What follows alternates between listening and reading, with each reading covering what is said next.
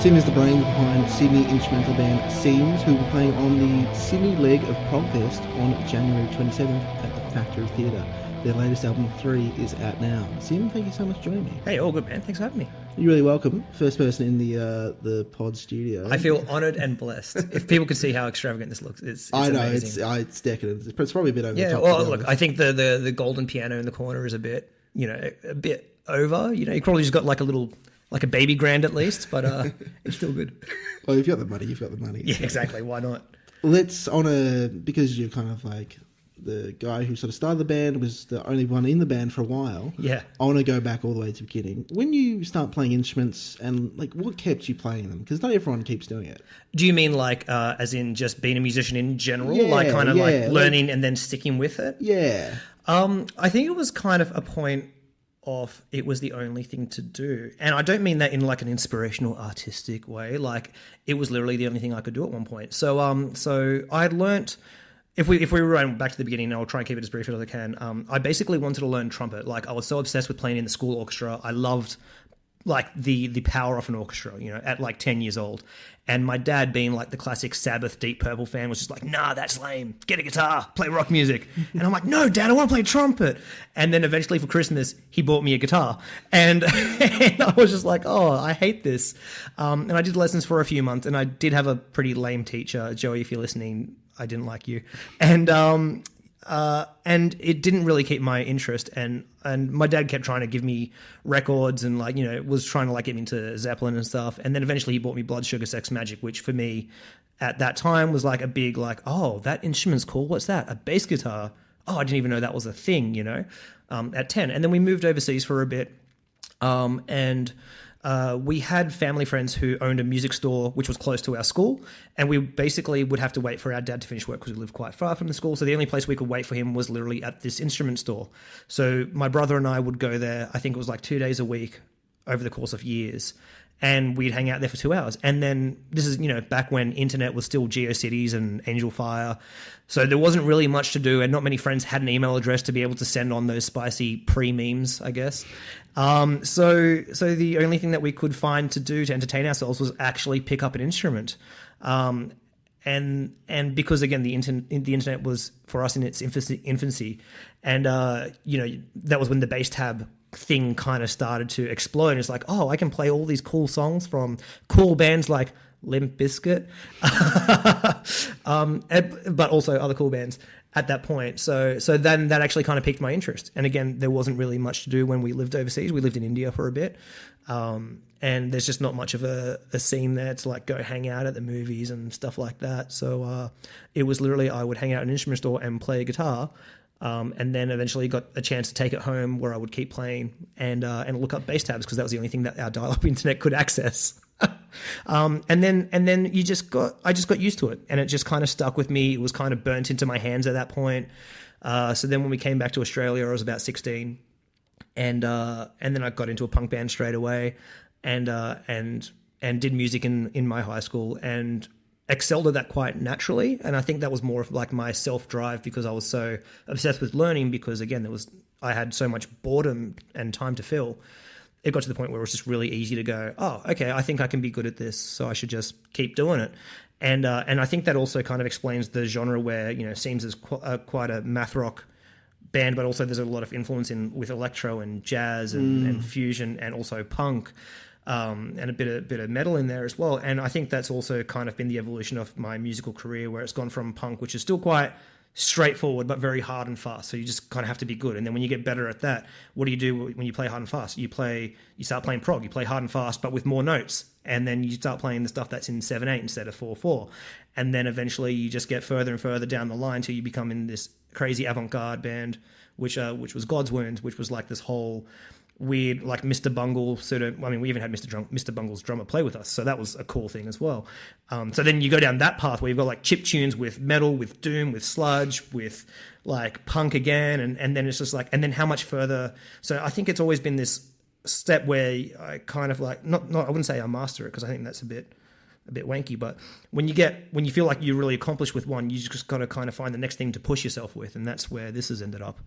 So and I think 3 is a good example of that, where with Seims, as you said, like it's gone from the one-man band, and that was again me going, I can't play drums, I'm going to learn how to play drums, I'm not very good at guitar, I'm going to play guitar on this, and then I don't know how to mix, I'm going to try and mix the first record, like it went from that stage to now with 3 being this whole giant concept album with like a huge orchestral component. So I had to write for strings and arrange strings and then vocals. And I've never actually sung on one of my records before, so there was that. And then also doing a collaboration with Wartime Sweethearts, because again, that was something I'd never done before.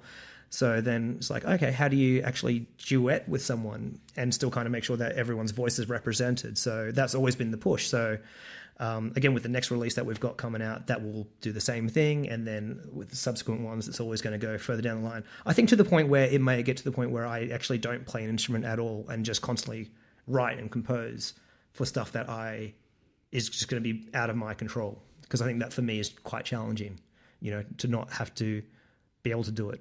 If you want a job done, you do it yourself, whatever. So how about if you just don't do it yourself? Then you've got to really make sure that you communicate, which means you have to be really good at what you're doing to get that idea across. Right? I guess that was a long answer. It wasn't. I started to keep it brief, and I didn't. No, that's right. Some of the best conversations I have is where people don't keep it brief. Yeah. Okay. Cool. Who was it? Who was I talking to? Shit. Wish I had a better memory. Anyway, let's go back a little bit. Yeah. Because we went quite far with that. We did. Yeah. When you start kind of listening to this kind of broad category of music, like, I don't know, prog maybe doesn't quite cover it, but like post-rock stuff, math stuff. When would that come in for you? It was so when I was in my late teens, early 20s, we were in a heavy band, Akin to Carnival and Butterfly Effect and all, those types of gang. And we did really well. And we actually we started as an instrumental 3-piece, and we kind of defaulted to an instrumental 3-piece. Because we realized that we could actually... We were always under the impression that we needed a singer, and we were just going to be this 3-piece until we found a singer, and then we'd be a band. But then we just started playing gigs because we got bored, and we were 19 and testosterone kicks in. It's like, I want to do this. And then it got to the point where I was just like, oh, you can just do this as instrumental. What else is out there? And of course, like in my teen years, I didn't really explore it too much because it was more having things fed to you as opposed to going out there and trying to discover things. And then it was, I think it was actually an old Tortoise record, which I didn't know was Tortoise at the time, but I was just like, oh, that's cool. And then I kind of weirdly got into like stuff like Portishead, but like I didn't care about the songs with lyrics. It was about the other songs. And then I got really into like the instrumental songs on like Incubus's Science and stuff like that. That's how far back we're going. And it kind of took me a while to put the pieces together of just, I just like instrumental music. And the household that I grew up in, my dad was like, again, that classic metalhead of like Deep Purple, Black Sabbath, Zeppelin, Uriah Heep, and, the Blues Brothers soundtrack was like on all the time because that was like the middle ground album for our house because it still had shreddy solos, but then satisfied my mum's loves, which was pretty much the Supremes and Four Tops and Stevie Wonder and Ray Charles and all that cool classic Motown stuff. And then my grandparents, who we'd stay a lot with, were really into jazz, but like into like George Benson, who's, that crossover of pop but jazz, and then Grover Washington Jr. and Miles Davis and Coltrane and stuff like that. So there's always kind of been, I guess, eclectic music in the house because it's never been a pop record that we would always listen to. It was always something that was just a bit special. And then I'd kind of always listened to jazz in my youth and then never really explored it until like my early 20s again. And that was that reminder of just like, I just actually love instrumental music. And then I got really into fusion. So that whole 70s era of jazz with like The Weather Report and Return to Forever and And all those jazz musos who just discovered distortion pedals and were like, yeah, let's just make rock riffs. Mahavishnu Orchestra, another great one. And then that in turn put me onto prog rock, because, you know, there's that fine line between the Mahavishnu Orchestra and King Crimson, you know, and it's kind of like, oh, they're quite close together, I guess, you know. And then King Crimson leads on to Rush, which I actually didn't like at all. I was just like, oh, this is really just everyone's just trying to play everything all the time. But then that kind of pushed me into this whole like exploring the bigger, longer stuff like Explosions in the Sky, which I got into for a very brief period, and I was still always down that metal track as well. So I still loved like Mudvayne, you know, being 16 and LD50 came out. Such a big album for an aspiring bass player, you know. So I was really big into that stuff as well. And then when you kind of cross all these worlds, it kind of landed in prog for me, because it just kind of had that beautiful mix of that jazz element, but also that post-rock element, but then also the angst and angular riffs of metal. And you kind of had this like really nice world. And then someone introduced me to a band called Antarctic, which was kind of like the cross between post-rock and math rock. And then I kind of just went down the math rock rabbit hole from there on, and here we are 8 years later. So when does Seims start? So officially it was 2011. And like I said, the way it kind of came about was just me trying to push myself. And around that time I was in a band called God's Wounds. So God's Wounds is just in hibernation now, but it's quite like, whoever's listening to this, I do encourage you to actually check it out. And I'm not saying that because I'm in it. It's actually great. So a guy called Lachlan composes all the music, and we were just hired guns. But it did really well. Like we toured with Regurgitator and stuff like that. The album's out on Joyful Noise Recordings, which is over in the States, which is Dale Crover's label. So Dale Crover from the Melvins and Nirvana's first drummer, stuff like that. So even on the album, we've got Danny Heifetz. He actually plays in the lineup. So Mr. Bungle's drummer, he's part of the lineup. It was mixed and produced by Toshi Kasai, who does Big Business and the Melvins. Dale Crover's on a track. Carla from Sleepy Time Gorilla Museum sings on a track. Eugene Robinson from Oxbow like has his graspy punk vocals on a track. Greg Burns from Marriages and Red Sparrow plays bass on a couple of tracks. Like, it's just a really fucking good album. So when that whole monolith kind of took off, and that really took a lot of my time, which was great, and I fucking love that band. Can I swear? I fucking love that band. And then it got to the point where I just kind of, because I was playing someone else's music, you know, there's that part in the back of your mind that goes, you're not really contributing in the writing process, which is fine by me, and I don't care, because God's Wounds is Lachlan's writing project, which is why it is so successful. So then it kind of came around off like, I'll just start writing these other riffs in my spare time, because I had a few ideas and some weird kind of drum patterns in my head, and God's Wounds really did open me up to the whole, you know, let's do some bits in 13/8, and hey, you like this riff in 21/8? Because too bad, it's in 21, learn it. And the first Seims album didn't get anywhere near that complex, but it just inspired different phrasings and that kind of stuff.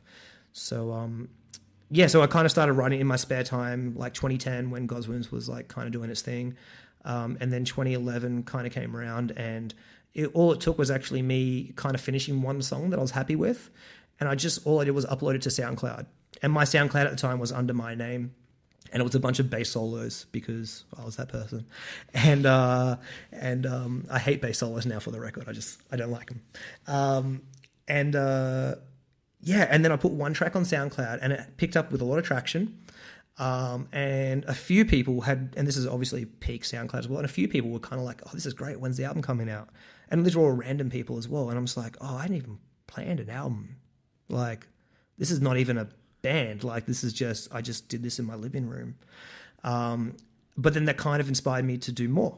So then I start writing a couple of other tracks, put them up on SoundCloud, and then obviously it just got more and more of like I'm loving this, when's the album coming out? I'm like, well, I've actually never produced an album on my own. I've been in bands and we've released albums, so why not give it a shot? You know, what's the worst that can happen? You do it and it's done, and no one listens to it. But you've done it, right? Which for me was more important at that time. So then I went and did it, and then it got to a point where people started trying to book me for gigs, but it still almost didn't have a name, and I kind of gave it the name Seims at the time, because at that point it literally was just me. There was no even concept of a live lineup, so it was a kind of nice way to say it was mine without feeling like it was mine. And if I did get a band together, I did have some foresight, I guess, back then.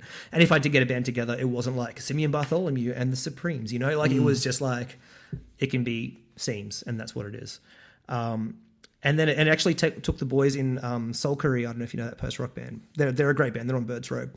But it was Andrew, the bass player from that, who was just absolutely persistent in getting us to play a live show. And I'm at the time like, dude, this is not a band. Like, I know I just made this CD, but that's all it is. And he's like, I've booked you for our album launch. You guys are main support. See you there. So I had 3 months to put a band together. And I was just like, okay, I haven't even like really, I don't even know how to play the songs. Like I recorded them and it's done. So then I kind of asked the boys in Godswinds. So Sam Shumack on guitar, so our original guitarist from Seims, Paul Murchison, so trumpet in Godswinds, also our original trumpet player / synth player. And then Gene White from Serious Beak on drums. And I just kind of was like, hey, can you guys just play this one gig for me? Like, I just need your help. We'll just do this one show, and that's kind of it. And the response from all three of those guys was just, oh, I'll just be in the band. Sounds cool. And I'm like, oh, okay. Well, it's not a band, though. So we're just going to do this one show. And now 3 albums later and 7 years later, and one Japan tour under our belt and a few festivals. And it's now I kind of accidentally become the beast that's become. And I'm so thankful for it. And it's pretty wild to kind of see that it was actually just a living room project, which I kind of didn't try to make something out of it. And now it's done half of it by itself. And now it's just kind of now being that path that you just want to keep pushing and just kind of keep making it bigger and better and see how you can turn each corner next, Definitely. I think you sort of touched on it, but like go into a little bit more depth of why instrumental music was kind of the route you chose for this. Yeah, so I always found it interesting, not because of the idea that it didn't have vocals, but the idea that you could give it your own voice, right? So there's two things that happen with this, and I'm going to try and not get musically nerdy on this because I'll just listen back to this and hate myself for it. But first of all, I think there's something that really interesting happens with instrumentation when you don't have vocals. Someone has to speak, right? And it's not even necessarily like play a hook. That's the riff, like it's not necessarily about playing a hook or a melody that is lyrical in itself, but someone has to have a voice. Someone still has to be saying something, even if something is nothing. You've got to say something at some point, right? So you can still play drone for like a good couple of minutes, but then you're going to have like some build up or something that's going to kick in, or even just like a new fuzz pedal, or just someone plays a fifth and then it just gets a bit like, oh, now there's color. Like, oh, that's taken it somewhere, You can say a lot with a tonal change or a modal movement or whatever it might be. So I've always found that fascinating from a writing angle, especially as a bass player, because because obviously being traditionally a rhythmic instrument, taking that into a harmonic place and trying to have a voice with that it's not really challenging, but it's definitely an interesting way of how to do it. And I think that's also why Seims got so grandiose in the soundscape with orchestral instruments, because then it's like, okay, so what happens if we have an orchestra play this bit? But then who's leading? Like, is it a trumpet? Is it a cello? Or is it a violin? Or do we have a cello in one bit and then they play a motif and then it goes to the violin, but then everyone does a key change? There's a lot of ways that you can kind of take, I guess, a lyrical voice and make it shift and change, right? The other thing that I really like about it is when there's a lack of vocals, there's a lack of definition, right? Which again I love and this is more from a listener as opposed to a composer, because one thing, and I found this literally again like in my early 20s when Incubus was big, like listening to Incubus, and I would love or hate songs actually based on the lyrical component, regardless of whether the music was great or not great, and like a song, what was that song? I Miss You. Like musically, it's actually quite a pretty song. It's a ballad. It's soft, and it's special in its own right. Lyrically, I hate it. I think it's, oh my God, a song about Brandon Boyd calling and crying over his lost love. Oh my God, like, I just hate stuff like that. I don't want someone preaching to me about their life or an experience that they had, which I may or may not relate to, but then it's kind of drilled into you, and that's what that song means, right? it also, whether or not that means it to the band or the producers or whoever it might be, you're kind of defining what the mood and the idea is with literal words, right? So when you take that out, it's kind of open for interpretation. So, and I've always felt this, but I think I really noticed it back with the first Seims album, because the first Seims album is all about contrast, all about light and shade. So when you listen to it, like the first song's big and the second, sorry, the first song's kind of soft and the second one's big and the third one's soft, but then it's like epic. So it's always about this shifting idea of like going big then going small, or going happy then going sad. And one song that I thought was quite happy, someone came up to me at the end of the show and was just like, "Wow, that's a really sad song," and I love it. Like it comes from such a dark place. And I'm like, would it be the 6L2? LLL2? No, it's not that one. Because that was one I actually noticed was like, I'm like, Jesus, that is a very sad song. Yeah, but that, okay, so that song also came from a place of happiness, like pure happiness. Like it was me just like, I think I had a great afternoon that day, and I just pulled out the piano and just and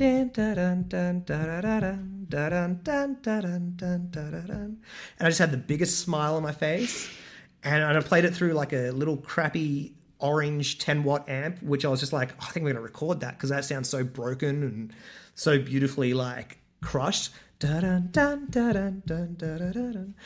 like it was just such a happy song for me. So that's also another great example of that, because I was just like, for me that was like kind of like a song of serenity, you know, like I can't remember what the song is precursor to that. It may have been Rested or something like that, but something big and epic, and then just to kind of go to this little sweet spot of just like, oh, that's really nice. But that's also been one where people are like, wow, that's beautiful. Like it kind of brought a tear to my eye. I'm like in a happy way or in a sad way. But that's what I love about it. It kind of, it does mean something different for everyone else. And I kind of want people to have that. And even when we did the song Imperfect Black on the last one, so the duet with Wartime Sweethearts, and even when we were talking about the lyrics, and part of the reason why she's on this is because not only because she's amazing and a great friend and an amazing musician, and technically fucking incredible, but like I really like her lyrics because they're also kind of open for interpretation. She's really big on poetry, she's really big on imagery, and also kind of letting people find their own meaning. So we kind of kept it like almost obscure and kept it a bit abstract for that reason. So even with the idea of that song, you know, it's still about a journey of going into a place of imperfect black. So you're kind of going where you don't know where you're going, but it's okay. And it doesn't matter if it's like, you know, if you've come from a bad breakup and you're kind of in this void of the unknown, or you've lost your job and you just feel a bit, you know, lost, or you've just had a kid, but then you don't know where your place is in life. It kind of doesn't matter what the cause is, but it's more about the appreciation of where you are now, right? So let you take your own meaning of however that can affect you and how that applies to you in life. But it's kind of the same story for everyone in that same, we're all going to be in that void at some point. So just appreciate that void. And that's kind of the only meaning. But again, it's not really driving down your throats about, hey, this is about an ex-girlfriend and yeah, I hate her now. You know, like, yeah, I'm not a fan of that so much. No, that's fair enough. I want to move on to talk a little bit in depth about number 3. Yeah. So, did you have a process which you use, or like? So I want to break. Like, go for it. List a couple of things that like some people have mentioned. Do you have a process? Do you have a particular environment? Do you have a particular mood you need to be in? Do you have a particular, I don't know, like, do you need inspiration to start writing? Oh, yeah, like, okay. how does it work for you when you want to write some music? So for me, let's cancel one of those out. So mood, I think, is actually irrelevant, or at least coming from where I'm coming from, because ultimately you're in control of your own self. And if you're in a happy mood or in a sad mood, you should still theoretically be able to do the washing. You should still theoretically be able to watch a TV show. You should still theoretically be able to go to work. So you should still theoretically be able to write a song if that's your work, you know. And there's kind of like, I don't believe that creativity is on a whim of feeling. Creativity is always inside you. It's up to you whether you want to actually utilize it and create or not, you know. I think there's also my day job kind of come into effect where you're forced to kind of be creative between 9 to 5. So, you know, too bad, sucked in. Like, that's what your job is, so you got to do it. And in terms of inspiration, I really like the idea of coming at it as a concept album. I mean, I'm always a person who listens to albums. I don't listen to playlists. I despise shuffle.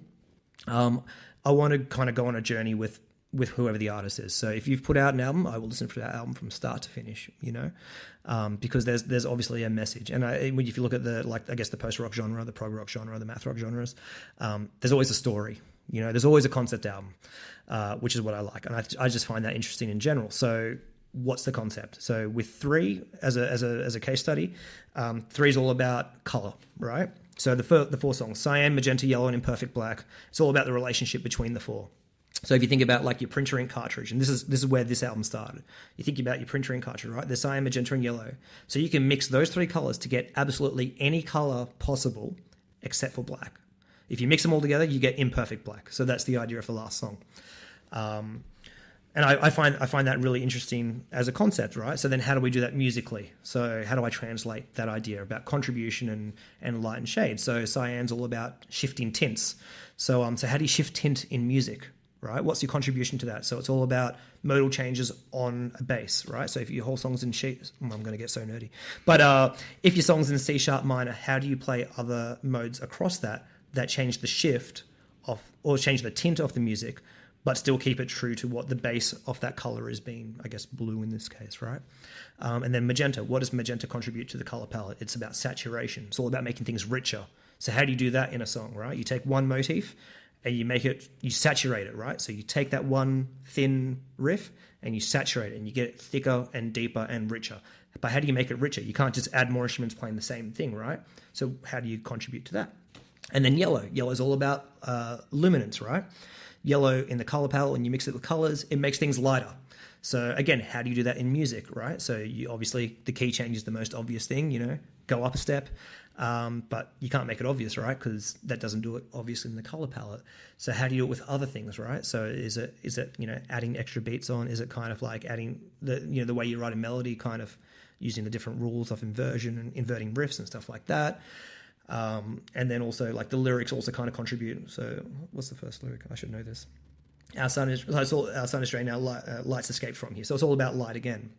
And again, you can kind of take away what you want from that. So that was, and then Imperfect Black, the result of like, okay, let's mix all 3 songs together. So we take like key hooks and ideas and little chord structures from the first 3 songs, and then make this beautifully imperfect pop song, right? And it's imperfect because it's in 7/8, so it never feels like it's complete. And even the big chorus at the end, which is, I guess you can count it as 4/4, it's still phrased as 5 and 3. So there's always that feeling of like this push and pull that we're doing, but it still feels comfortable because it's still over 4. But I'm sorry, I'm getting so musically nerdy. But that's kind of like, so I really like digging into the science of not music so much, but kind of how you can convey an idea with different words, and the words in this case being notes on paper. And then when you look at the process, for me, traditionally what I do is January every year, I take a month off work. And whether it's paid or unpaid, I don't care. Normally when it's unpaid, I'm a bit more successful, I think, in the process because I can't go out because I don't have any money. But I will take a month off and sit at home and cabin fever the hell out of it. Like I will sit there at my computer and my keyboard. I write everything on piano. I don't actually write on bass because if I write on bass, I find it too comfortable and I find it becomes second nature, which in turn means that I'm not actually pushing my writing. So if I have to play on a piano, which I can play, I can't just go, oh, here's a C minor 7.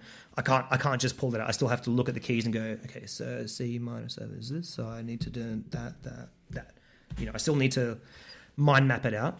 So in turn, that forces me, I think, to write better music because I actually have to think about what I'm doing and how it contributes, right? So I actually have to sit there and look, as opposed to bass where I can just shred and just go, blah, blah, blah. Oh yeah, that's the song, done. So I'll take a month off and just cabin fever and just not go out. Like I'll go out and go get a coffee or go get lunch and then come back and just put the guitar in my lap and then put the keyboard in front of me and go, okay, and just keep pushing. And whether it's good or not, I'll keep going. And then at kind of like at the end of the week or at the end of a fortnight, I'll just use the delete key. Delete key is your best friend in my opinion, because you can never have too much, but you always can delete, So just, if you have any idea, write it down. I'm very big on the whole phone demo. Like if I'm out and I'm, walking to work or something, and I've got an idea, I'll literally sing it into my voice memos on my phone. And then when I get to this writing period, I'll sit down and go through all my voice memos and quickly just play it. And if I'm not in it by like 3 or 5 seconds, and whether that's because I don't remember it or it's just not capturing me, I'll just delete it straight away and go, okay, cool, done. But then there's some where you play and you're like, oh, that was a good one. Like I remember it being good at the time. I don't remember what it is, but I remember feeling like, oh, that's cool. And you hear it and you're like, and that sparks that idea. I was like, okay, what was that? And then what can I build around that, and then you kind of try and paint that picture. So I like kind of building the world of like, okay, so this is the concept album, this is how it's going to go, and this is how things should contribute into the bigger picture. And kind of deconstructing and just sitting there and just pushing yourself. And like it does get to the point where like I'll be up till 2 a.m., 3 a.m. at the computer, making really annoying twiddly sounds. Apparently the closed back headphones aren't as powerful as I thought they were, because my poor fiance can hear it through the other room. But it is something that you just got to keep pushing, because I think that by that point when you've written all these extra songs and then you actually go back and delete them and go, oh, that's not good enough. I think that's a good problem to have when you start to go, that's not good enough. Because then what like I guess the leftovers are the great stuff, you know. And that's kind of happened with the next release, which I won't give away too much, but it continues on the idea of 3, so it's 3.1, and it's all about luminance. So we've talked about the color spectrum, and then I'm like, okay, but I still have this idea of like that's how color contributes, but how does luminance contribute with the shades of black and white, right? So the next one starts with absolute black, and then it goes through translucence, then it goes through to clarity at the end. So again, you kind of take the idea of how luminance actually contributes to the color scheme, and then how do we look at that musically, like absolute black? Oh, of course it's going to be a really heavy song. It's like, well, not necessarily though. Absolute black is all about like a wall, right? Like it's flat, but then how do you make flat interesting? It's about context around black. So when you look at like minimalist painters who are kind of do the whole black on white type of thing, it's about painting that bigger picture, and the context around it is what makes that absolute black so perfect. So it's not perfect black, it's absolute black. So it's again, I've gone down this nerdy path, but that's kind of how it happens, so this January I've been writing the next release. The next one's already ready to go, but it kind of becomes this almost obsessive, addictive cycle that you get into that you can't get out of. And that's okay, because what you end up with is pretty great for the most part. Whether people like it or not, you like it. So that's good.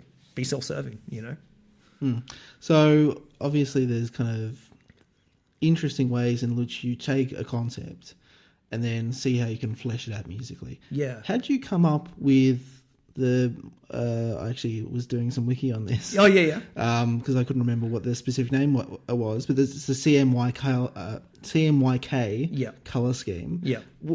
How did you come up with like, hey, this is how I'm actually going to approach writing this particular record? It was just the idea of looking like it literally was. It started when I was in the office at work, and someone had spilled like the actual giant roller ink cartridge from like those giant office printers that you want to bash up in office space. It was one of those, and it was the Magenta cartridge, and it was just sprayed all over the print room, and it looked awesome. It was just like this beautifully hot pink, almost graffiti splatter, and I'm like, that's cool, and that kind of just stuck with me for a while. And I'm a bit of like I really like postmodern art, but not postmodernism, but more like the abstract and like the era of the 60s and the 70s and even early 50s. So like Joseph Albers, Mark Rothko, Helen Lindbergh, like all those, like those great abstract artists. That's more about color palettes. And one artist that I absolutely love is Joseph Albers. So he was around from like the 30s prominently. And his stuff's still in galleries all over the world. It's really cool. But the thing that intrigued me so long ago was that he'd written a book which was both critically acclaimed and absolutely panned in the 50s, and it's called The Relationship of Color. And what he had done was that he had diluted art into a science in terms of how color actually works. So even from the first page, the basically there's like these 7 rectangles of different shades of red. And the question is, which of these is absolute red? Like the actual RGB, like red. What is red? And then you look at it and you go, oh, well, it's clearly the 4th one, but it's not. It's the 3rd one. And the reason why is context. So I think if you flash back to the internet like 6 years ago with the whole black and blue dress or white and gold dress, it's about the context. So whatever you saw before it or whatever you saw around it will actually dictate how you perceive it. And I found that fascinating. So when I really enjoy like the idea of color theory and the context of color theory.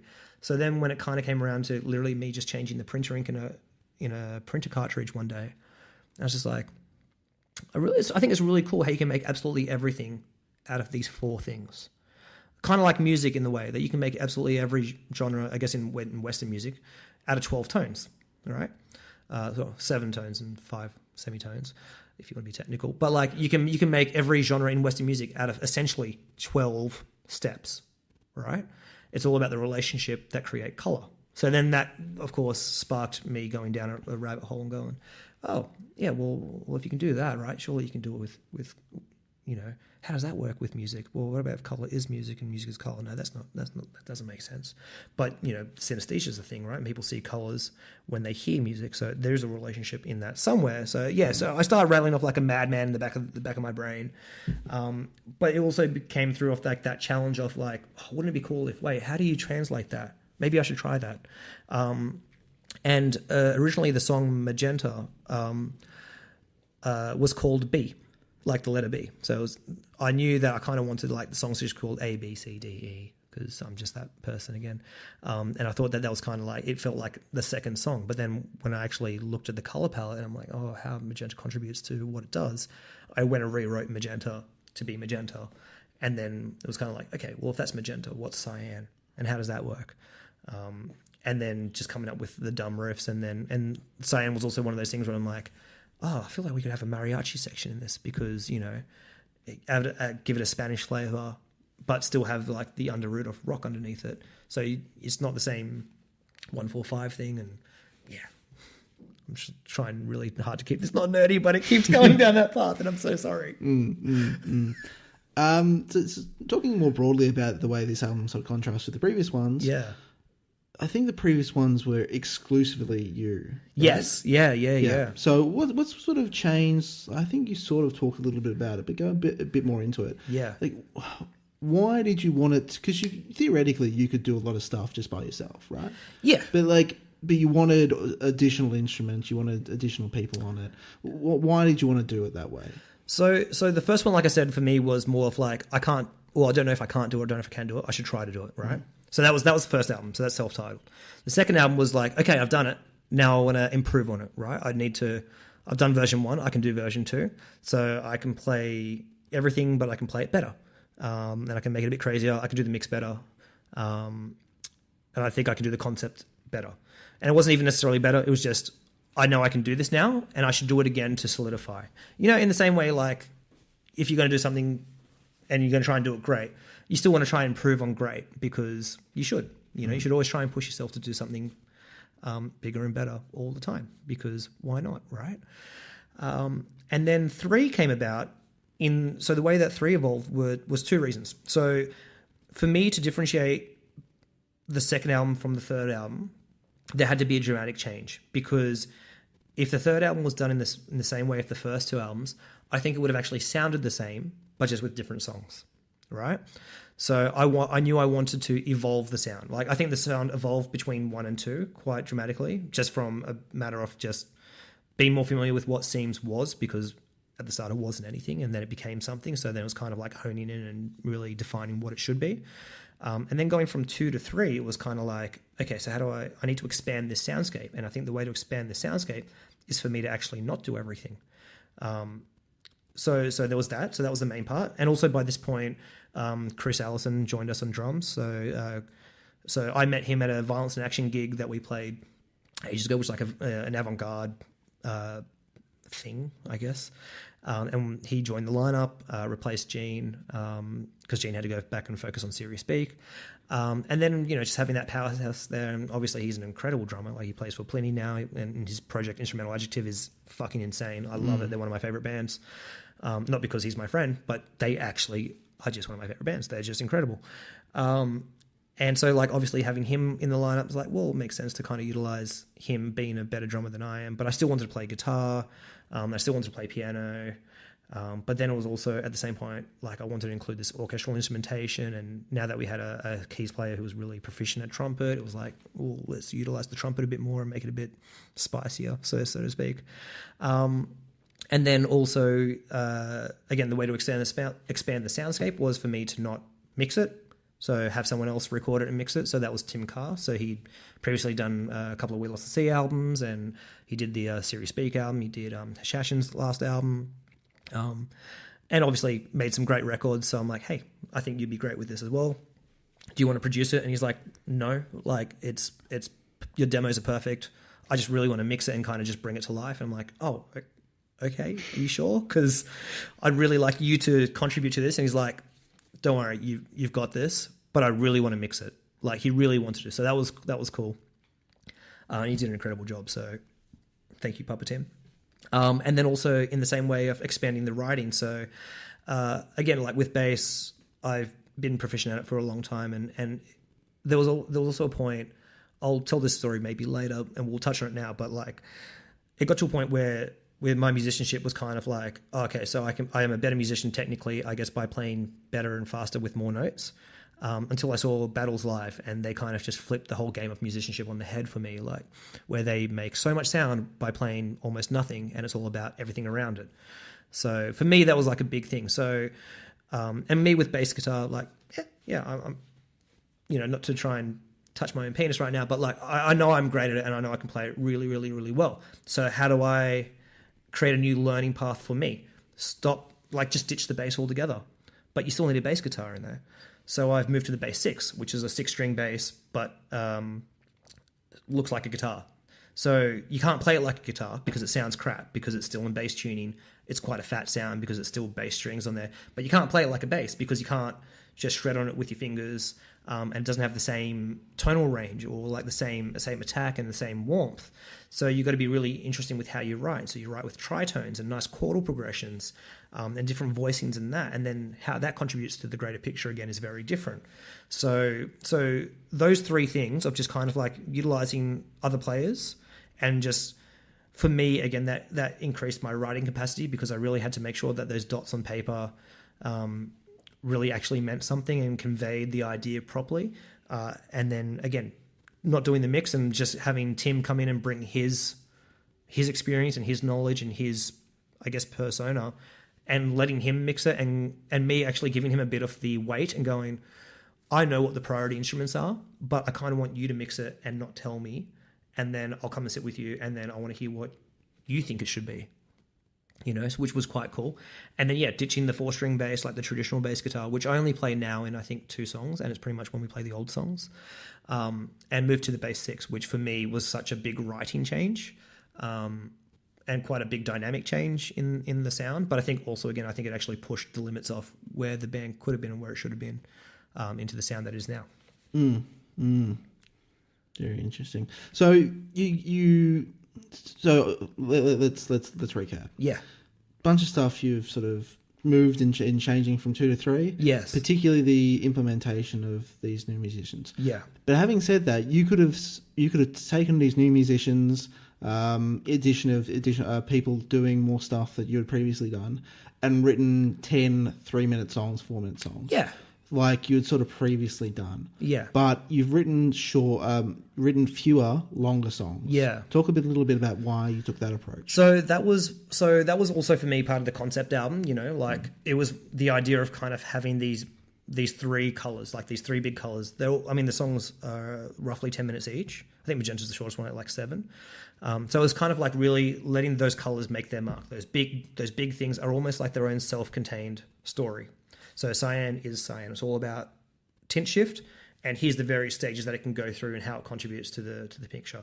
Even to the point where, like at the end, when there's that really pretty guitar solo that I recorded by accident, because I was just trying to find a sound on my guitar, and then I hit R instead of E, I think, on my keyboard, and then it hit record, and I'm like, and I still didn't realize. Oh, okay. Oh, I guess I'll record that then. Yeah. So then, even like with that, like there's like a really pretty guitar solo, but then the tint shift of that is a really sad guitar solo. Same key, same notes, but like having that shift again of how they contribute to each other, which is quite cool. So each one of those songs, I really wanted kind of them to live as themselves and be its own story. And then the idea of Imperfect Black was again to be this 3-minute pop song, which I don't do pop at all. So I was really intrigued by that as an idea and kind of going, yeah, like the summation of 3 10s, make it a 3. Which kind of like the only hindsight I have of that was when we went and we played Japan in 2017. So we went and played a festival over there, and a few other shows. And Japan is a big fan of the 25-minute set. It's like that's the thing. 25 minutes everywhere. The festival we played 30 minutes. So obviously we only kind of fit two songs in at most of those gigs. So that's the only downside. But at the same time, there's a lot that goes through. It's not like, I guess, a 7-minute post-rock song where it's more about building on the one idea and it kind of has the one passage, but it's more about it goes through various chop and changes within its own little song. Yeah.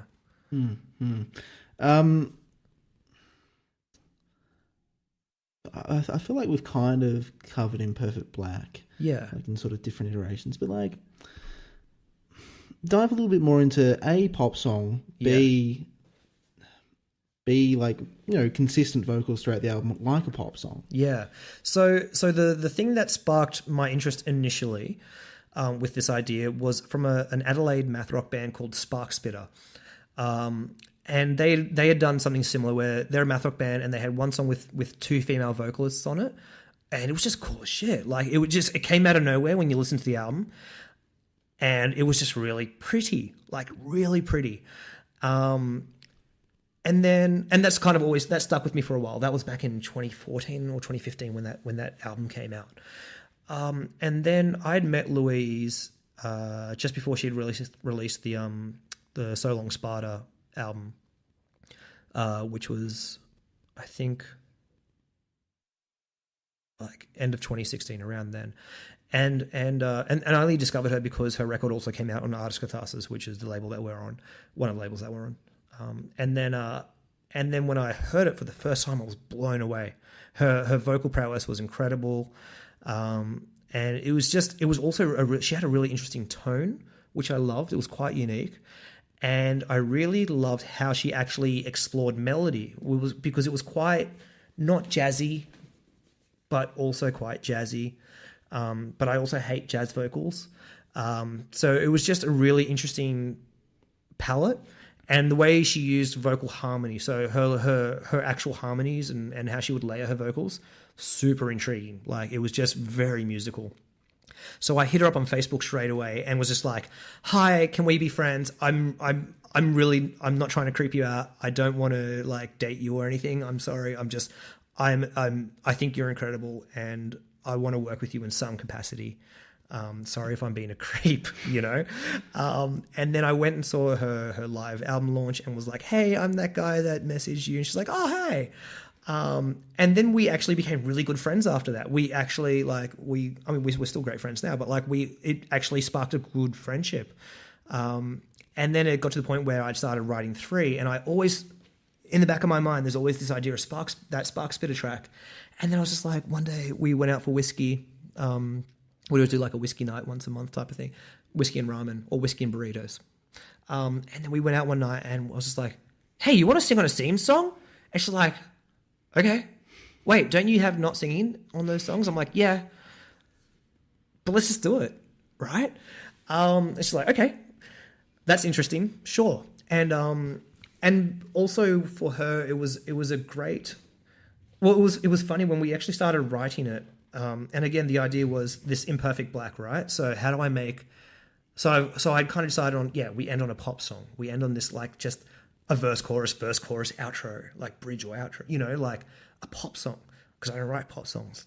I like write 10-minute monoliths, and then how do we make Imperfect Black? How do we make it imperfect if we use a perfect structure, right? We write it in 7. And for Louise at that point, it was like a challenge for her because she was like, oh, 7. Like, so that means you kind of like, you're tripping over yourself.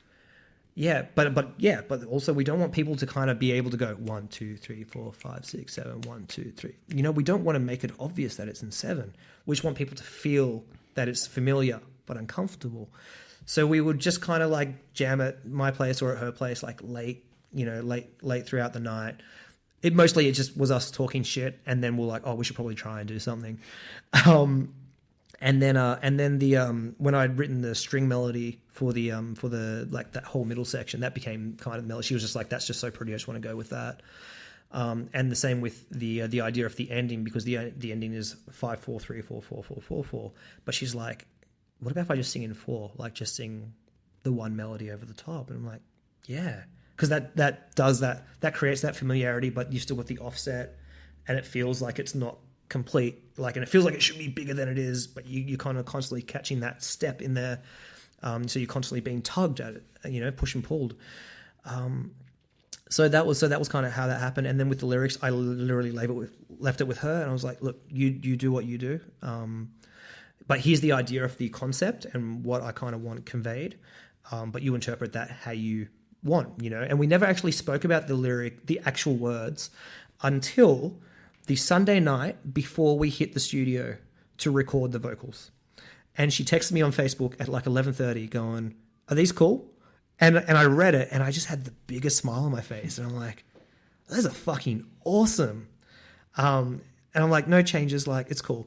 And then we get to the studio. And at this point, we've already recorded 2 out of the 3 days. So everything else was done except for her vocals and a couple of guitar bits and some of my overdubs.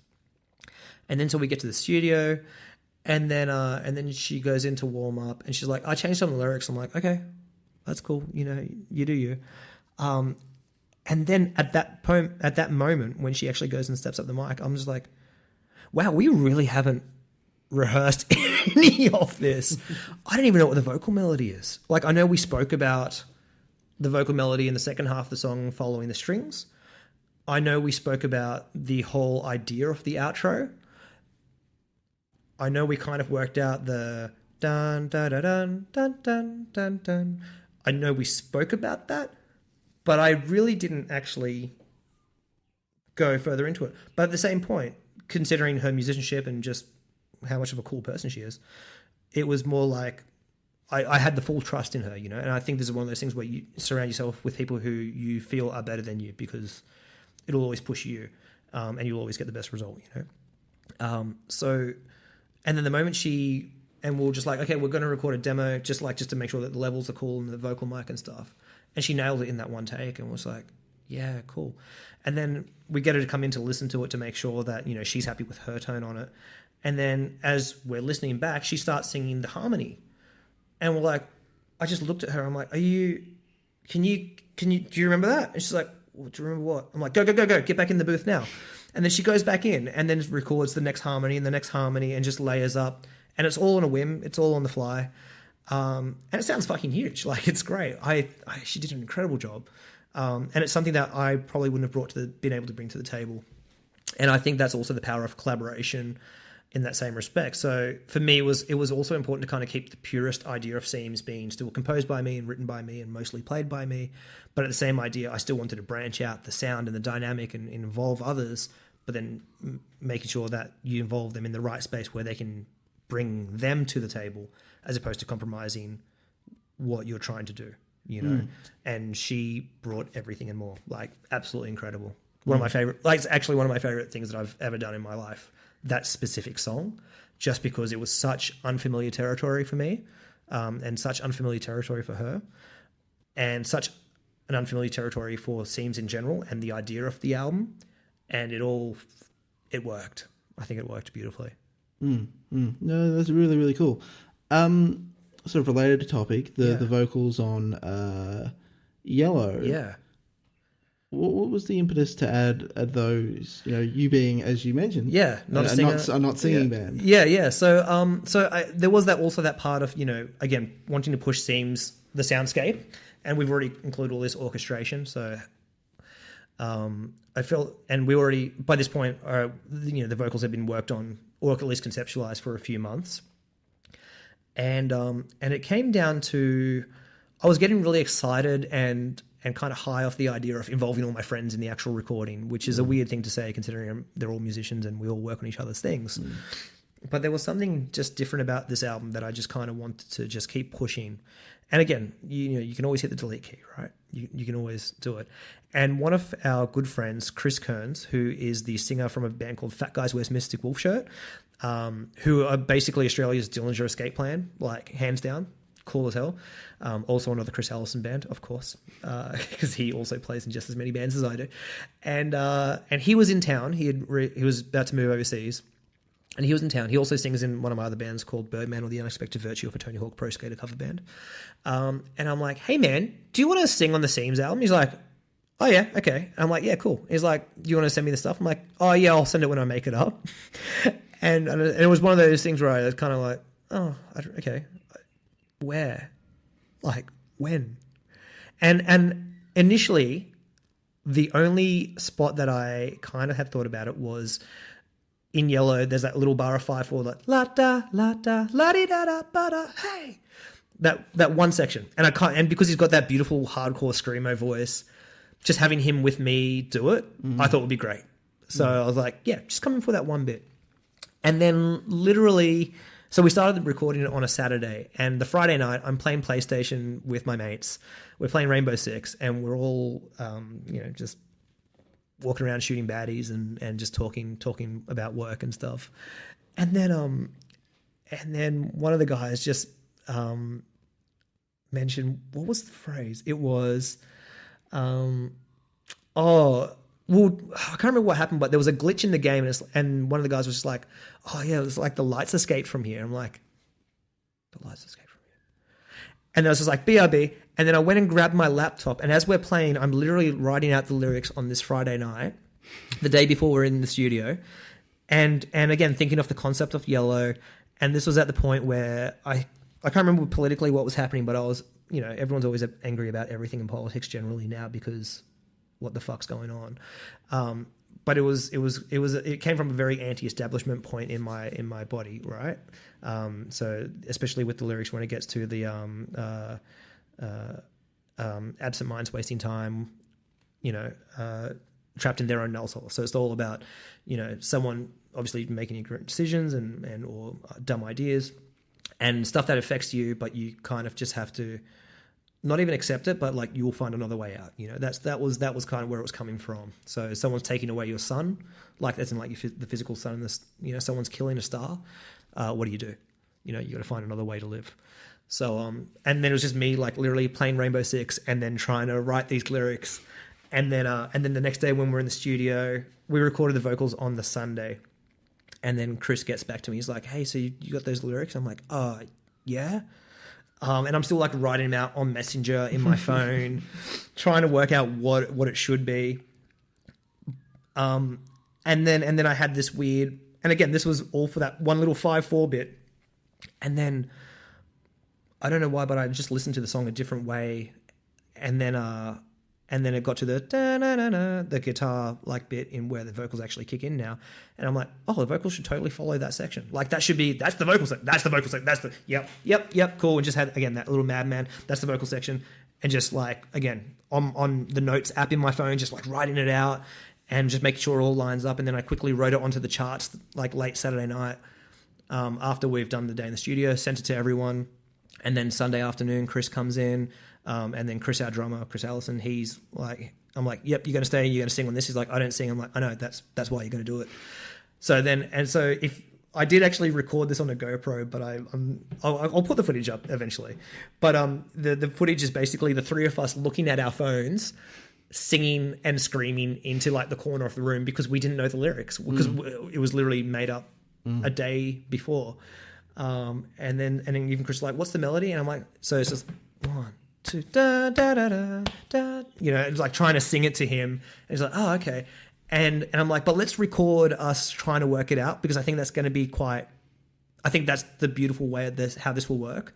So the takes that are on there are literally the second, the third take, and the fourth take, and the fifth take. And we just kept layering, and we just moved the mics around in the room and just kept trying to make it as big as we could and still keep it as loose as we could. So it was even just like, don't learn the lyrics, just read it off your phone, guys, and just scream it out, you know? And yeah, it came out quite powerful. Like I was actually really nervous to hear that section. Like I wasn't nervous to hear anything else. When the mix was going to happen, like I trusted Tim wholeheartedly, but I was really ready to hit the delete key on that vocal section. And it's another one of my favorite bits. I don't know if it's because it challenged me or it pushed us in a new thing, but it was just definitely something special. And Tim nailed the sound of that and the actual recording. And live, it's actually one of the nice big bits. Like it feels big. And I think in our set, which is mostly instrumental, like we always close with Yellow now, like that's our big banger at the end. And just to have that vocal line kind of kick in right towards the end is just this extra level of just, I guess, relief and also restraint, where it's just this one step of we've just gone this extra level right before we finish, which I think is quite nice.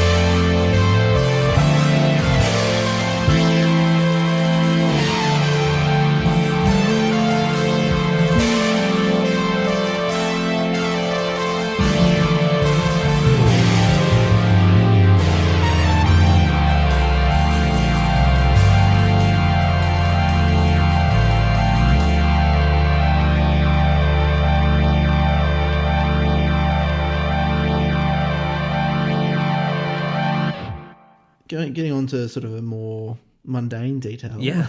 So you start off with a self-titled album. Yep. Then you got 2. Yep. Then you got 3. Yep. Why are you sort of titling them that way?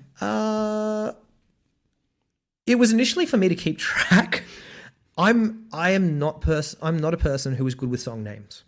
In the same way that I don't listen to lyrics, and I don't like lyrical content generally.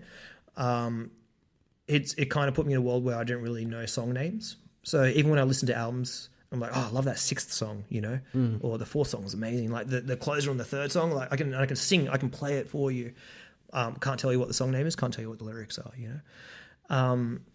So when it kind of got to the working stage, like the first album was self-titled because I did believe in the whole, if you're going to release a first album, just keep it simple in that, I guess, the branding way. Don't confuse people that your band name could be the album name, or the album name could be the band name. And then with the second album, it was more like, oh, it's the second one, I'll just call it. Oh, and like the working file was just 2. Like it was just like in my folders on my Mac, it was just like 1 and 2. And then it just kind of stayed as 2. And then I'm like, all right, well, second one's 3. And the next one will be called 3.1 because it continues the idea of 3. But then there will be a 4. But I've also found kind of interest in the idea of writing it differently. So 2 is like the Roman numeral 2. 3 is the number 3. And 3.1 is also the number 3.1 because it follows on from 3. So they're still kind of, I consider them one massive concept album with 2 concept albums inside it. But then 4 will be different, and then 5 will be different, and let's see how many I can smash out before I run out of ideas of how to write numbers. Yeah.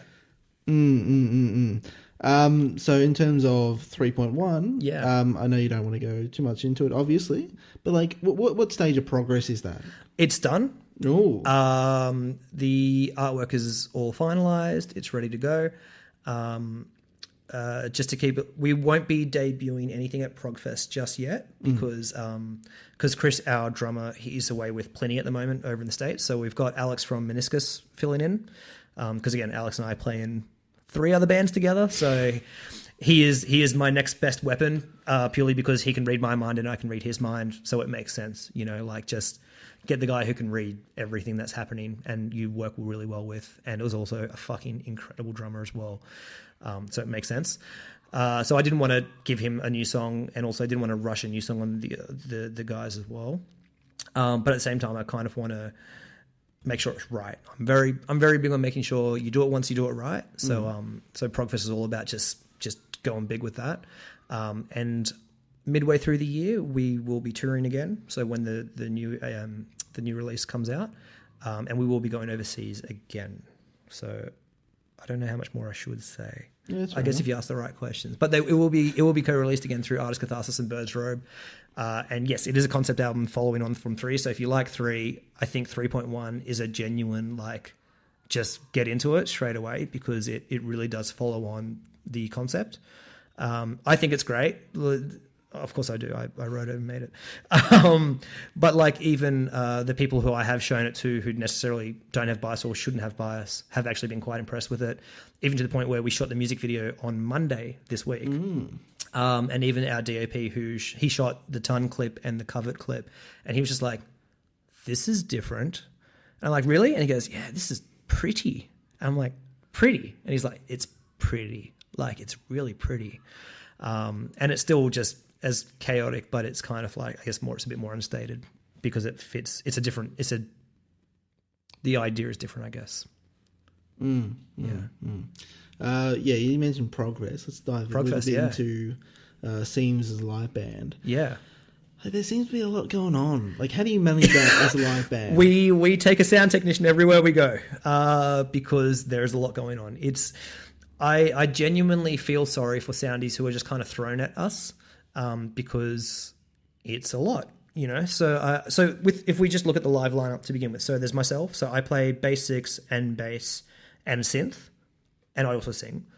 Then we've got Saoirse on guitar. So she only stays on guitar, but her dynamic range is it's quite huge. Then we've got Paul Mayo. So he plays synth and trumpet. And then we've got Chris and Paul also sings. And then we've got Chris on drums, who also has like a sampler and stuff like that. So I guess when we don't have a cellist or a violinist with us, it's through the backing tracks.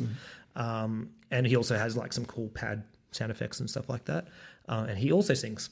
So from a technical point for a front of house dude, it's just a bit annoying because there's a lot of things and even when we played Progfest last year, like the poor soundy, I was like, did you get the input list? And he's like, yeah, I don't have that many inputs on this desk though. I'm like, gonna have to find them because, we're just gonna have to get really clever and MacGyver this because it's all part of the sound, So traditionally Michael Taverner, who looks after Whistle C, he's our go-to because he's just great at what he does. But it's a lot. And there's been a few instances where we've actually not been able to play venues because they actually don't have the capacity for our sound, even though we're a quartet, but there's just a lot going on. And there's a point where we actually max out inputs on a desk because there's that much. Yeah. So when you're playing live, like what are you trying to do? I've kind of had this philosophy since I was about 17. And the philosophy comes from, I went and saw a mate's band who had just put out an album and I loved it. Like it was great. And again, this is like, that Dead Letter Circus scene, like Dead Letter Circus, Butterfly Effect Carnival. And I loved it. And then I saw them play a show. It took me a year to see them and I saw them play a show and I fucking hated it because they didn't perform. I'd paid like $20, which at that time for me, $20 is a lot of money, especially when I was like doing the whole Woolies run for lunch and doing like the $3 sandwich of like going to the deli and buying like a pack of 6 bread rolls and, so $20 and they just didn't perform. They just didn't convince me that I should care.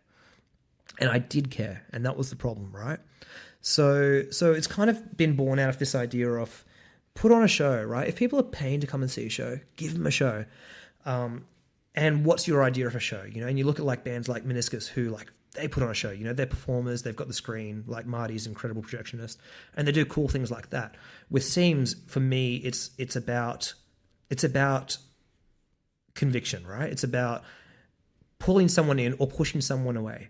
And I think the greatest example of this was when we supported Regurgitator a little while back at the Metro. And Regurgitator's manager had previously, so God's Winds had previously toured with Regurgitator, and Paul, the guy who looks after them, was just like, hey, you said you had another band that's kind of similar to this. I'm like, oh yeah, it seems it's similar but not, but here it is. And then a year later, he's like, hey, do you guys want to do the Regurgitator show with Seims? I'm like, yeah, of course. And I was a bit worried because I was just like, are they gonna I guess when you think of like people going to a Regurgitator show, are you just the crowd that's going there to, smash out the bangers from the past? I don't care about anything else. I don't want to hear anything that's new. I just want to hear Unit, like play Unit. So I was that's the first time I was a bit like, oh, Seims doesn't really fit this bill. But I was like, I don't care. We do what we do and we put on a show. And then when we played, we saw the room split. People who were like in the middle came forward. People who were in the middle also left. And I was really excited by that because there was this beautiful thing of us going, this is us. And nobody was in the crowd talking. Like it was silent when we were silent. And we brought people in and whoever we brought in, they loved it. And there were also people just like, oh, this is giving me heart palpitations. I need to walk out the door. Like I can't handle this. I'm like, that's cool. I don't care if you don't like it because, if it's not for you, it's not for you. That's fine. But we told you who we were and we still put on a show that made you feel something, even if that something was absolute disgust and and hate. That's cool. And then straight away, the act who was on after us, I saw the complete opposite. He was background music, and no one cared, and everyone talked through his set, and everyone meandered, and no one paid attention. No one was captivated, and that was my moment of just like, yeah, that's worse. That's worse when people just couldn't give a shit either way. That's worse. So when you look at our set just in general, we are big performers. Like we do go all out. I always end up with sore limbs the next day and I'm quite okay with that. Like it is worth it, but it's always about that big sound. It's always about pushing and making people feel something again, whether it's like absolute love or joy or angst or hate or sadness, feel something. And there's guaranteed there's always one person at every show who's always come up to us and gone, what was that? And then I always go, are you seeing this in a positive way or in a negative way? And either way, that's okay. And they're always like, no, in a positive. Like, what was that? Like, what do you call it? Like, what is this? Is this a genre? Is this like, how do I find this? How do I Google this? Like, what's your band name? What? How do I get more into this? And for me, that's really important, you know, because you do get that person who's just like, you've just flipped someone's mind. And I guess this is probably the most apt point to rewind back to that Battle story. That was when I saw Battles as well. And that same thing happened to me. I bought their album purely based on cover art because I was like, oh, that's a cool cover. And it's the mirrored album. So like literally just a bunch of really cool gear in a mirrored room in a black space. I'm like, that's cool. I'll buy it. Listen to it. That's cool. I'll go see a show. But it was when I saw the show, that was also that moment where I was just like, well, what is that? What is, like, I need to know something about it, right? And I think the ability to create a what if idea in someone's head is hard to do now because there is so much content, there's so much that's going on out there. So to create anyone, to make anyone think about something in a different way, it's quite hard, but it's also quite happy. It makes me quite happy because then you're kind of giving them the idea that something else exists out there.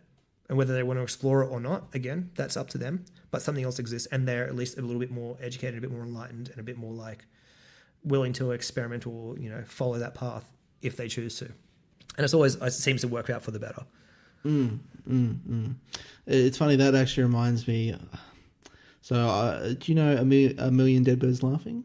No, I don't. Yeah, so they're like a grindcore band, but they've got a bit of technicality to them. Yeah. Saw them, I think, it may have actually been, we were discussing this previously off mic, when I think they were supporting Navel of the Scaros, maybe. Oh, yes, right, yeah. Maybe. I can't remember. I'll lose track of all these things. But my friend was just like, I don't know what the fuck was going on. Yeah. Because I'd listened to them previously, I know what was going on, but he had no idea. Yeah. It's interesting, like, especially because like we were both sort of into extreme music. Yeah. Like when you can sort of push the boundaries a bit more, that's kind of exciting times. Yeah, and I think also we're quite not a traditional math rock band. Like there's a bit of twinkly tappy guitar here and there, not much, you know. I try to kind of stay away from tropes in general because I hate being obvious. I don't like the idea of people knowing what to expect. And I think there's enough in there where, you know, like we've got the two synths going, like, so I'll swap from bass to synth, but then I'll play both at the same time, and then you've got the trumpets that come out, and then we break genre, and like, you go from math rock to mariachi for a bit, and then it goes to like this really cool moody stuff, and then like even we do a Portishead cover, which Sam Merrill, guitarist, suggested, which was just like one of those beautiful ideas of like, yeah, Portishead, because we wouldn't do a Portishead cover, so let's do a Portishead cover, but then how do we do that? Because we don't want to sing it. So we do it with trumpet. Like the trumpet does the vocal and everyone else does everything else, and it's just cool, you know. So there's always this idea of just, you know, keep people on their toes and, you know, just keep them for like leaning in, you know, or let them lean back. Just make them again feel something, you know. So so every show is always a big moment for us, I think, and we've been known for our shows now. Like I didn't think we were a band that would be that band, but it's quite an exciting thing to kind of be known for.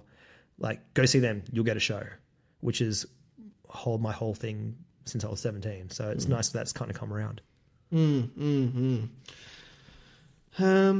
Actually, one thing I think I missed when we were talking about the album. Yeah. So you and Chris, the drummer. Yeah. Like, how does that work between you guys? Like, you're working on some material. When does he kind of come into the mix? Because credits on the album, arrangement, Chris Allison. Yes, yeah. So I'll still write everything, and that's pretty much how it is. But what I'll do is I will write out the drums for the most part, but I don't want him to play my drums because that's me, that's my voice, right?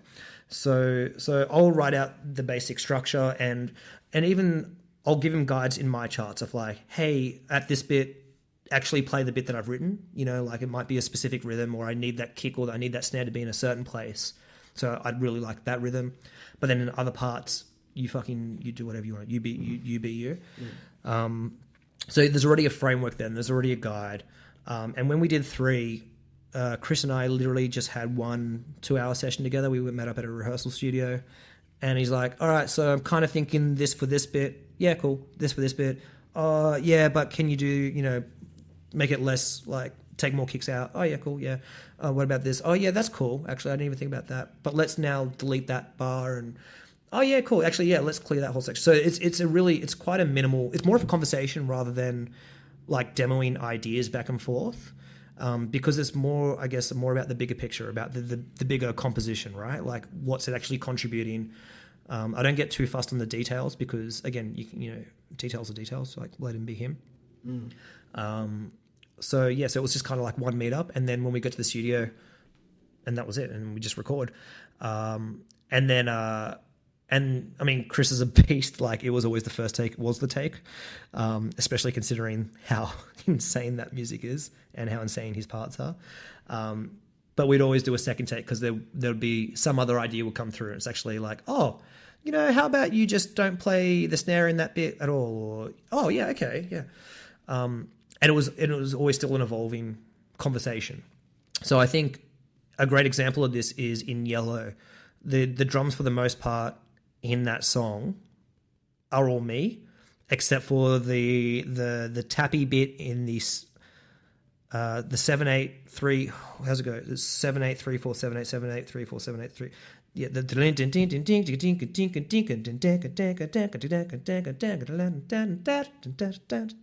so that bit, that was all him. I'd written something that was dumber, and he was just like, I think it actually just needs groove. Because I had quite a mathy bit underneath. He's like, I just want to kind of groove under it and just, and then when he played that, I'm like, yep, sweet. And then like the big vocal section, again, that was a conversation, but that was all pretty much him. And then when we get to that big 5/4, like it's a pretty straight beat, but like there's accents in certain places. But then also with the rest of Yellow, like that whole start, that whole build up, that was all pretty charted, pretty hard because I wanted this specific build with the kicks, and then I wanted like the hi hat, the off hi hat, because after the synth break, then the hi hat goes back on the beat, but it was off the beat. So there's like that little trick of like, oh, I thought the beat was here, but now it's actually here, and then and I wanted that kick build up and the snare build up a certain way, and that just that 4/4 dance, like I just really wanted that feel in it. But then with Cyan, he had a lot more freedom over it because it was more like, this is the idea, and you know, in the 7/4 sections in the synth, you know, it does this at a certain bit, and I want it to go big at this bit. I need the kick and the snare to be in this place. You go for it. So there was a lot more power over that, and then like half of that song is him just kind of jamming it out anyway, so to speak. Yeah. So and I guess Imperfect Black was the nice like in between where he'd arranged a lot of it, but I'd written a lot of it because there was a certain, like with the 7/8 bits in the verses, like I really was particular about having the kick start the first bar, but then the snare start the second bar of 7. So there was like this constant idea of like it kind of like turned over itself and flipped over itself. And then the whole end section, he was like, I kind of want to play the 4/4, but with the 5/3 4/4 underneath it, like, and just play counter rhythm. I'm like, you're an idiot. And the fact that you can do that's amazing. And of course you want to do that. And of course it's going to sound amazing. And of course it does sound amazing. So just go for it. Yeah. So it's, he definitely brings a lot to the table with 3.1. We didn't have the ability to do that just because he was touring with, Mestis and David Maxim Mimich, so like the dude from Animals Leaders. It was like he was on tour with those guys overseas, so it was a bit more like I just sent him the charts and went, here's the song, and then when we finally got to the studio, he was just like, okay, I'll just play that.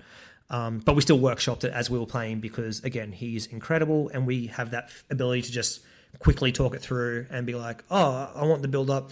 Oh, I didn't want it accented. Oh, I think it'd be cool with accents. Oh yeah, actually just do it with accents. All right, cool. Do you actually want that disco bit as it is in the chart? Yeah. Okay, cool. I don't want to do that here. Okay, don't do that there. You just do what you want to do.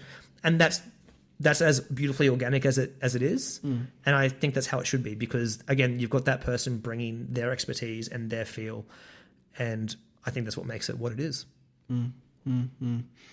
Very interesting. So you've mentioned that you've got a bunch of other projects going as well as Seims. Yeah.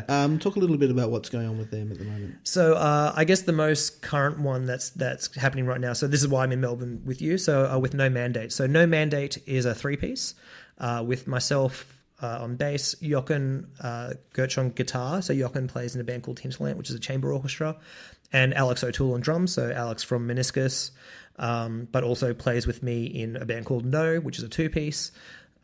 So And also he plays in Captain Kick-Ass and the Awesomes, which is his band, which I also play in. And then there's God's Wounds, which is that giant 6-piece monolith. So myself and the old Seims lineup, headed up by Lachlan Kerr. We've got 2 drummers, trumpet, guitar, bass, keys, and 5 vocals. But then also Denny Heifetz, who from Mr. Bungle, who also plays in that band, also plays trumpet sometimes, because why not? We've already got 2 drummers, may as well have 2 trumpet players. So there's that. Oh god, there's so many. Hold on. So okay, no wait, I got it. Okay, so Seims, no mandate. So okay, wait, let's rewind this again, because I lose track. So I'll give you a short description of the genre. How about that? Because then sure. Okay, so Seims, math rock, no mandate, dub punk. That's what we call it. It's a bit mathy. It's cool. No, so that's the duo with myself and Alex, and that's whatever it needs to be, I guess. It's noisy. It's sometimes math rock. It's sometimes post rock. It's sometimes metal. It's kind of how we feel. It's all improvised. I'm not doing a very good job of giving you short description of this. Then there's Birdman, or the Unexpected Virtue of a Tony Hawk Pro Skater cover band, which is literally, as the name suggests, we're a band that plays the soundtrack from the Tony Hawk Pro Skater cover games, so we only play festivals. We supported Guttermouth. We famously had our show at Vivid Sydney get shut down from the lockout laws. So I even had to go on TV and talk about that, and was on The Project and Huffington Post and Pedestrian. We went viral. That was cool, but really annoying. Then there's also Violence in Action, which is like an avant-garde thing. So that kind of features members of Instrumental Adjective, Kuroshimi. I guess conducted on the Kuroshimi record. So sometimes, not often, I fill in and conduct with them. Then there's also... I've lost track of where I was up to. There's also... I've also got a solo thing that should be ready next year-ish, I guess. And it's more of like a jazzy solo acoustic fretless bass type of thing. So that's way more just down the experimental path. And that's more just... I have a fretless bass and I feel like I should justify its use. So why not just put an album out? And then there's also... I play for a couple of pop artists. And then also there's another normcore band called We Dead, which is the singer from La Pie, so like a Triple J female artist. She plays drums. And then there's it's just like 4-chord stuff. It's not really anything magical. It's just cool though. Nathan, if you're listening to this, you know it's not magical. I'm not backing you out. You just know it is, and you said this yourself. So, and then there is also.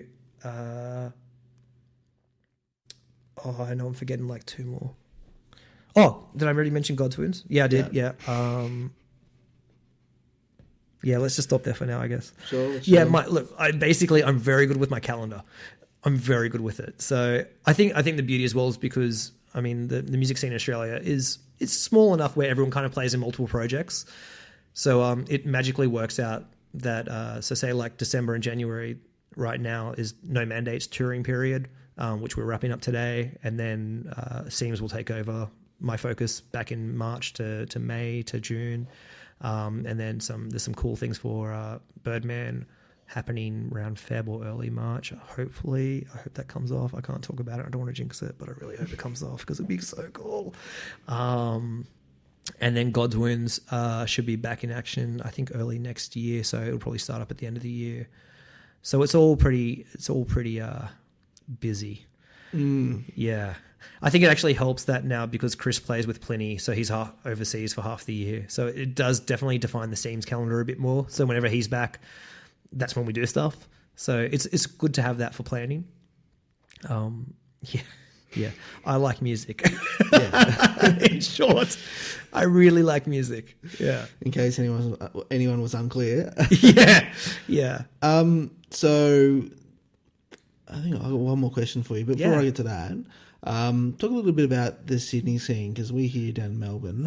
I love Melbourne. Yeah, for that reason. Yeah, like we hear a little bit about the Sydney issues with live music. Talk a little bit about that. Yeah, it's not in a good place. I think so. There's 2 big sides to this coin.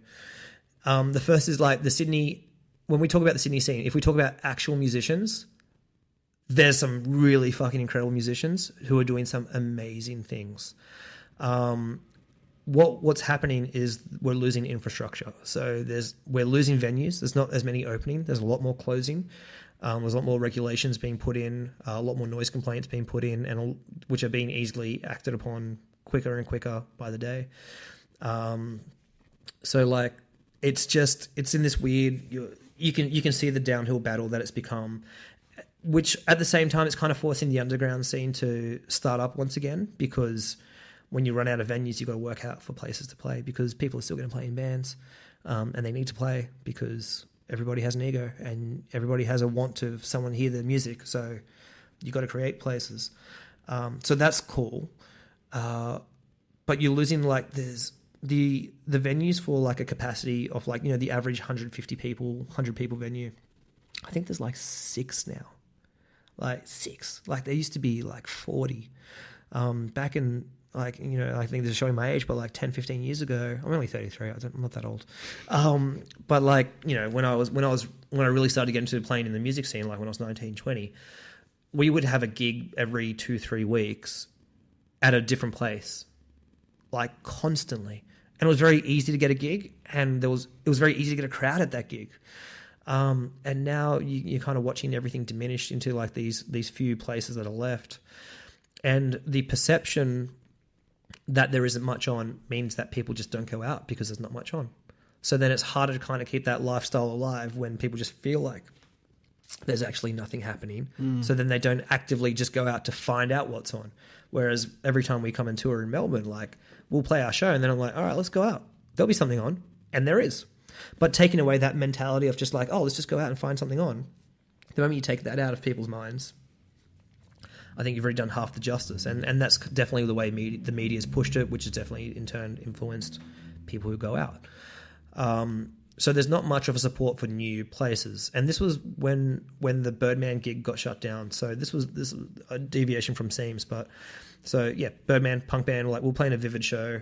And Vivid's all about, reviving Sydney's nightlife. That's the point of Vivid. So it's kind of ironic that we get shut down for playing a gig in the heart of Oxford Street, which is where Sydney's nightlife theoretically should be. But it's not anymore because heaps of places are shutting down. And the statement that I kind of like, the real feeling behind it for me was, again, when I was like 19, 20, there were so many places where you could play. And I'm quite thankful for that, because it took us a while to be good, like to really get good at being a band on stage, It's very different from being a good musician. You have to learn how to perform. You have to learn stagecraft. It's a very different thing. And because we had that practice every 2-3 weeks, I've seen the videos of when I was 16 and I've seen the videos of when I was 19. And even in those 3 years, big difference, But because we were able to get out there and play so many shows all the time in front of random people. So then when you take away that for the next generation of musicians, where do they have to cut their teeth, right? They don't have anywhere. And that's my actual fear, because then you start inciting a generation of just not performers. And I think that's the only reason why bands like, not that I like them, but like the Dune Rats and the Sticky Fingers and all those, like those randoms who just sing about weed and getting high. And like, it's fucking boring, but like they're great performers because they're used to playing DIY shows in garages in Brisbane, So they know how to put on a show. But you're kind of taking that out from the Sydney scene, because there's kind of like nowhere for them to kind of like get good at playing on a stage. And there's been a few, not even Seims shows, but just shows with other bands that I've played in the past where we've played with younger bands, not necessarily younger by age, but just younger in like, they're a new band and they're all in like their early 20s, but they just don't know how to perform. And you ask them, you're like, you guys have been around for a while and you've clearly got like a Facebook following. They're like, oh yeah, but we don't really play many gigs. We play like 3 gigs. And it's like, you can tell you've played 3 gigs. And my concern is, if you're not encouraging the arts to grow in Sydney, especially, you're kind of watching it like, what are you doing for the next generation? Like you're intentionally promoting that Sydney's not an arts scene. That is not encouraged. It's not encouraging growth. If anything, it's actually encouraging people to move to Melbourne or Brisbane, because there's actually more going on, and you can do cool things. And you can. Like every time we come to Melbourne, we always have a great time. We play some great shows. And same with Brisbane. And Sydney, it's always a hit and miss based on, if the football's on, which That's pretty sad.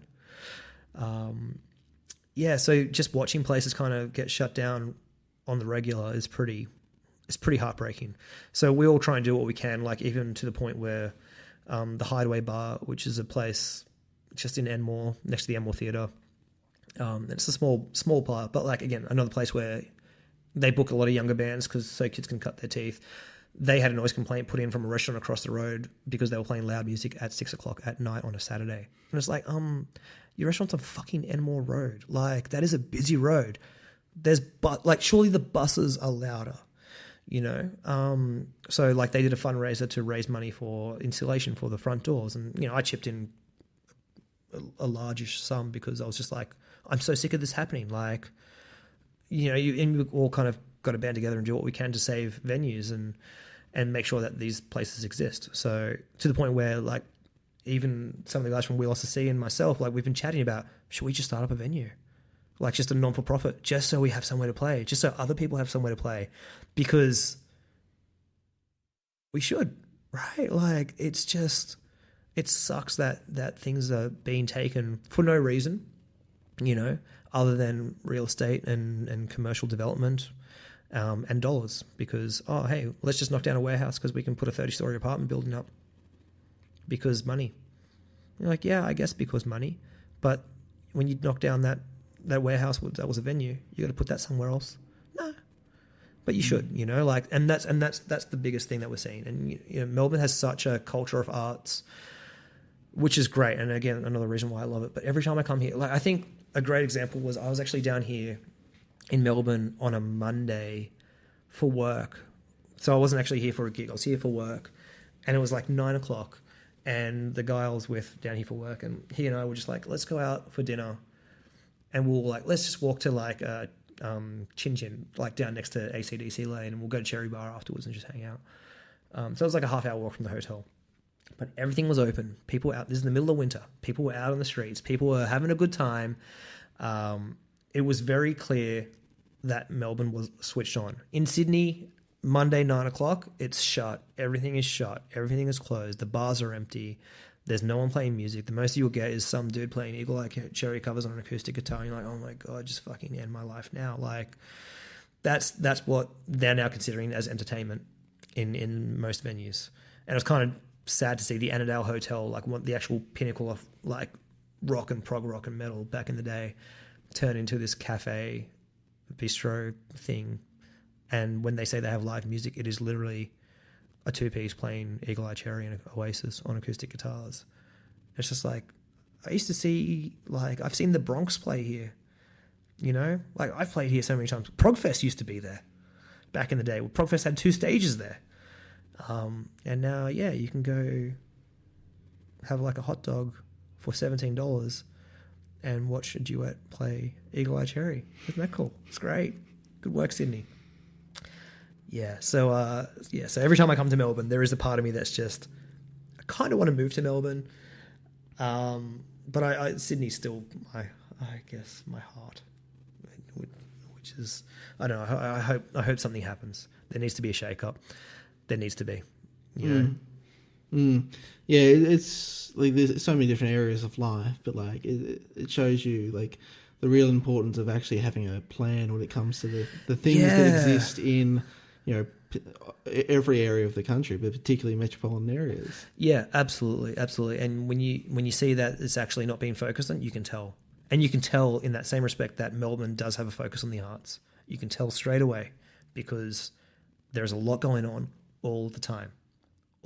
And Sydney, no. And that's why Vivid is so important. That's why Sydney Fest is so important.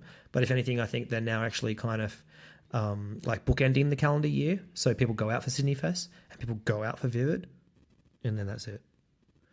And you kind of see that more. Like I think with the whole prog scene, the metal scene and stuff, like obviously every fan in that genre, they'll go to a gig when they go to a gig. But it's that knock-on effect that you're starting to see really disappear as well. It's pretty bad. Yeah. I lied. 2 more questions. Yeah, that's cool.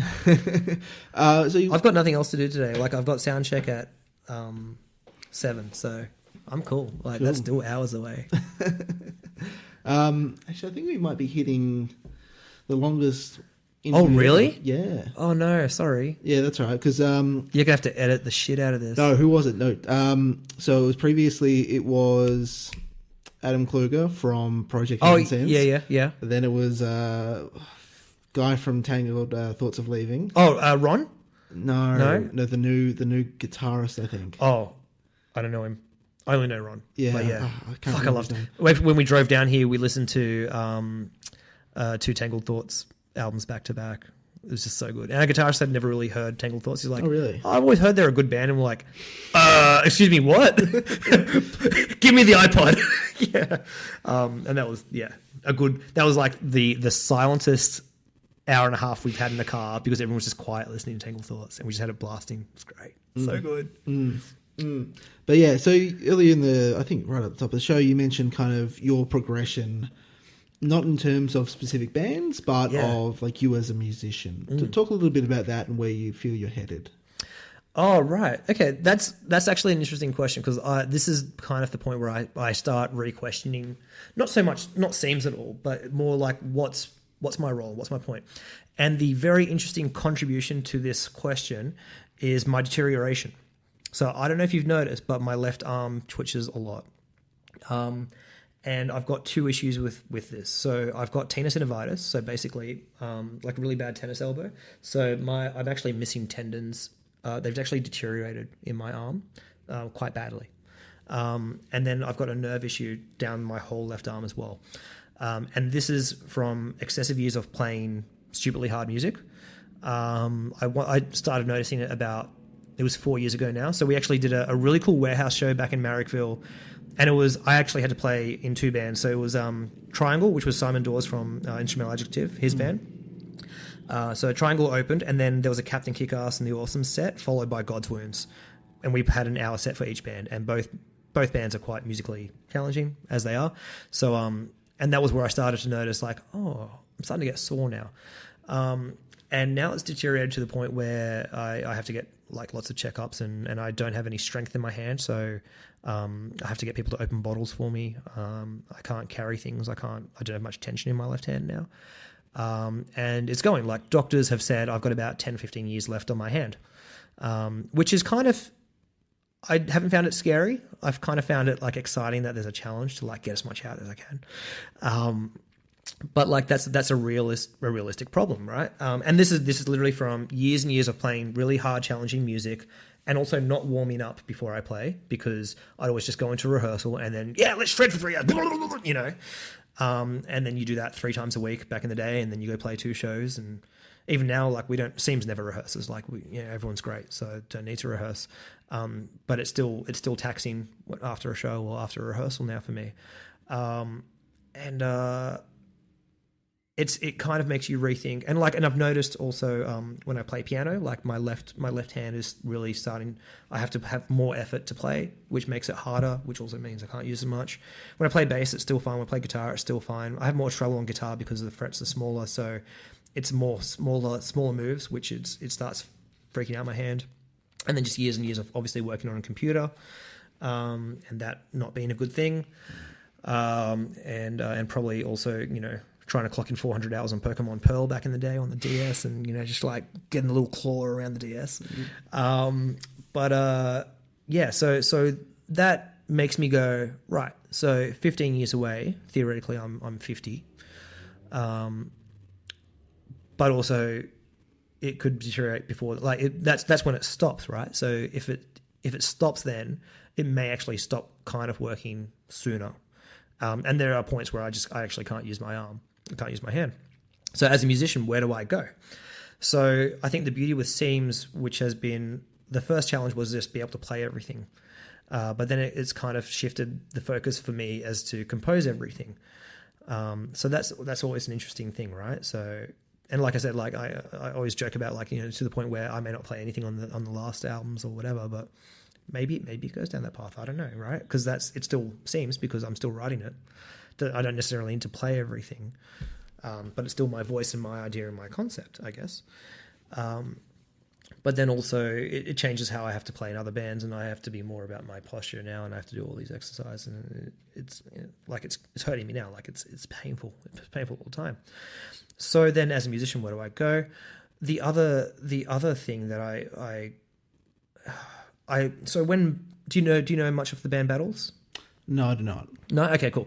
So just for context, so Battles, 4-piece math rock band made up of the drummer from Helmet, the guitarist from drum from Helmet, the guitarist from what are you playing now? It's totally gone off my mind. Some other cool band, and then Tyndale Braxton from Profuse 73. Which is like a techno band, right? So they come together, they make this weird math rock stuff, and there's all like live looping and samples and guitars playing really weird, and it's all about palm mutes, not about actual notes, and huge use on effect pedals, and it's all about effects, and you play one note but turn it into like a cello sounding type of thing, and it's incredible. Like Battles, I love, and Battles eventually split up into 2 projects. So Battles stayed as a 3-piece, and then Tyndale Braxton basically went off and went and did his own thing. His dad, Anthony Braxton, is like this really well-known avant-garde jazz saxophonist. So I think there's already that bloodline of just doing weird, fucked up shit. And then Tyndale released this incredible album called Central Market back in 2009. And for me, that's actually one of the albums that really started the idea of Seims, because it was just such a fresh sound that I'd never heard before. For me, it's basically Disney's Fantasia, but with synths. But like, it's just incredible. Like, it is so rich and so forward-thinking, without being avant-garde and too disparate and trying to push you away because like, hey, look at me, I'm being kooky. Like, it's none of that. It's just fucking cool, well-written music with an orchestra and synths. That's great. So part of me thinks I may go down that path, and I find it exciting. Like, I think ideally I'd like to be in a position where I'm conducting an orchestra and not actually playing it, but just conduct it and write the charts and stuff, because that's something I've never done. It's something that really intrigues my interest. It's also something that I don't need my arm for, which is cool. And I think just not having that classically trained background means it's still going to be something out there. It could be a Seims-esque type of thing, considering how much orchestration's on the next album as well, and stuff like that. Or it could go further and just be like this giant, like when John Lord did his stuff from, I don't know. I think that's where it could be. Also the running joke, and I've had this chat with Alex from Sleep Makes Waves, where he always thinks he's going to be a jazz bass player in the end, because it's just so scariest bass player in the world. Yeah, totally. With that beard and that shiny head, like that's his. That he thinks that's going to be his 45-year-old peak of career. Sleep Makes Waves. No more. He's just going to be this weird jazz bass player just trying to do Mingus riffs. And for me, I've just kind of joked off the idea, but my fiance thinks it's true, where I'm just going to end up to be like a Damon Albarn, just like making sad songs sitting at a synth, crying to the world. And I'm like, really? And she's like, yeah, because you don't do any of that now, and you're going to get to a point where you're just going to go, I think pop is cool again. And you're just going to like find beauty. And like, I really do like soundscapes, but she's like, you're really just going to find beauty in just playing stuff with your right hand only on a synth. And you're just going to do that. And you can play drums because, I don't need to you don't hold the drumstick. You don't tense it. Like you kind of like, you let it rest. Right. So I can kind of still do that. So yeah, so she's like, so you're just going to do like sick beats in 4/4 and do Radiohead-esque type of things. I'm like, really? She's like, yeah. I'm like, actually, probably, yeah. I don't know if I want to do that just yet, but I can definitely see my older self getting to that point. It would be hopefully musically very rich, but it could be me flipping in 10 years and going, I'm sick of everything complicated and I want to simplify everything. One note.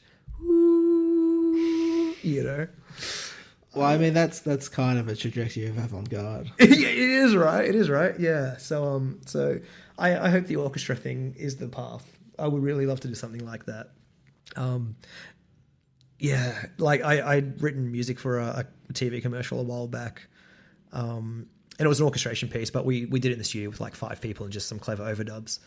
And even like the Queensland Symphony Orchestra like tweeted me and they were like, "We love this piece that you've written." And I'm like, can I come over and just, you guys need a conductor? Hey guys, how do I? Yeah, it didn't go so well that time, but for me, that's the dream, I think, just to do something really cool and big and just make it different. Like have a 30-piece orchestra, 40-piece orchestra, but don't play orchestral music. Just make a really cool, big sound, you know? Yeah. Yeah, hopefully. One last question, and it's a pretty simple one. What have you been listening to, watching, or reading recently? Oh, okay. Reading, I don't make time for books because if I could be reading a book, I could be writing music. So that's a general thing. But the last 2 books I read was How Music Works by David Byrne, which is cool. And I don't like Talking Heads that much, and it was a great read because there's some really cool, interesting music theory stuff, i.e., writing music for the space as opposed to writing music just period. So I like the birth of stadium rock, how jazz kind of came into development, why orchestral music is so legato based because, halls, reverb, all that. So that was cool. And recently also reread the Relationship of Color by Joseph Albers just because, again, color theory, I really like nerding out that stuff. And the pictures are pretty because it's art. So that's reading. Watching, I also don't make time for TV because my day job is in TV. So the last thing I want to do when I come home is watch content. But having said that, the last few things I've watched is I loved The Good Place. So well written, such a great perspective. And No Activity. I really like just twisted, dark comedies, especially stuff that's really subtle. So even like back in the day, like The Office and Parks and Rec and Arrested Development I love, and 30 Rock. So that's always kind of my go-to. I recently watched Bandersnatch as well. So I like Black Mirror. That's my on and off show. Bandersnatch, that was pretty fun. Everyone's like, "Oh, it's so revolutionary." It's like, oh my God, just buy a PlayStation and play Detroit Human. Like that's a fucking story. But yeah, it was still cool. And then listening, let me open up my recents on Spotify and I'll tell you. Now this may be ruined from the car trip. Wait, Bandcamp last recent purchased albums. That will probably be better. Oh, Pineal, which is amazing. They're a French math rock band made up of 2 French math rock bands. So Ni and Pineal, they're 2 separate French bands. So they're now a 7-piece, 2 drummers, 2 bass players, 3 guitarists. It's fucking sick. It's great. And then also He Was Eaten by Owls. So they're an orchestral math rock band from England. So literally math rock, but played with like cello and violins and drums with brushes. Ellen Kirkwood's a part. So Ellen Kirkwood is this incredible trumpet player from Sydney who runs the Sirens Big Band, which is basically like a huge big band, I guess, with a lot of amazing accomplished jazz musicians, including Sandy Evans and Andrew Keller is on this as well. So it's jazz, but it's definitely a concept album, which is amazing. And Schnella Tolomaya, which is another, I really like math rock. There we go. They're a math rock band from, I can't remember where, but they're a 3-piece, but they normally play a lot of jazz gigs. Kuroshimi, What is Chaos, but I only bought that because I'm on it. But it's cool. It's avant-garde black jazz. Brian Campo's Old Dog New Tricks. So Brian Campo is a Melbourne acoustic-based artist, and Chris also plays drums on it because, again, Chris is in a million projects. I was also supposed to play bass on one track, and Brian and I just never got around to organising it, and I still regret it because it's a fucking great album, and I think the song that I was on, I think I can pick it out because he was like, "This song's perfect for you," and then it's track number 12. Again, I don't know song names, but I'm pretty sure that was the one, and I'm like, oh man, I really wish I played on that. I think the band's called Mol, or maybe Mul, M-O with the slash through it, Mol, M-O-L. The album's called Jord. So they're basically like a Deaf Heaven. So I love Deaf Heaven's Sunbather album, like just incredible. And I've hated everything that Deaf Heaven have done since. But this Mole album for me is like Sunbather 2.0. Like it's just huge black metal type of thing. And there's a Tangled Thoughts, No Tether. And then Tangents, New Bodies. Tangents are incredible. They're like a 5-piece avant-garde jazz improv, but they have I just call Ollie the laptop dude. So Peter Hollow, who played cello on the new Seims release, which will come out, he plays cello in Tangents.